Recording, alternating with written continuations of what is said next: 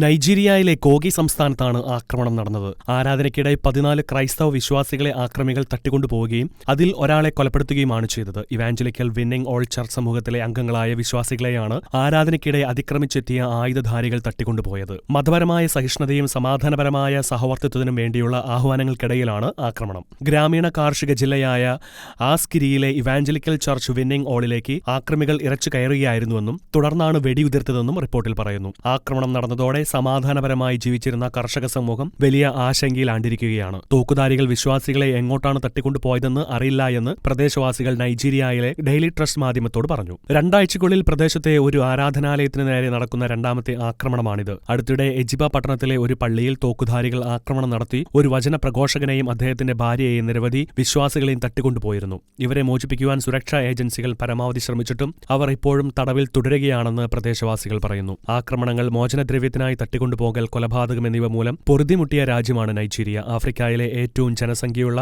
രാജ്യത്തെ ഒരു ഇസ്ലാമിക രാഷ്ട്രമാക്കി മാറ്റുവാൻ ലക്ഷ്യമിടുന്ന ബോക്കോ ഹറാം ഇസ്ലാമിക തീവ്രവാദികൾ 2009 മുതൽ രാജ്യത്ത് സജീവമാണ്. അതിനാൽ തന്നെയും ആക്രമണങ്ങൾക്ക് ഇരയാകുന്നതിൽ ഏറെയും ക്രൈസ്തവരാണ്. നൈജീരിയ ക്രിസ്ത്യാനികളെ കൊല്ലുന്നത് തുടർന്നാൽ നൈജീരിയയിലേക്കുള്ള എല്ലാ സഹായങ്ങളും അമേരിക്ക ഉടനടി നിർത്തലാക്കുമെന്ന് അമേരിക്കൻ പ്രസിഡന്റ് ഡൊണാൾഡ് ട്രംപ് അടുത്തിടെ വ്യക്തമാക്കിയിരുന്നു. International desk, Shekinah news.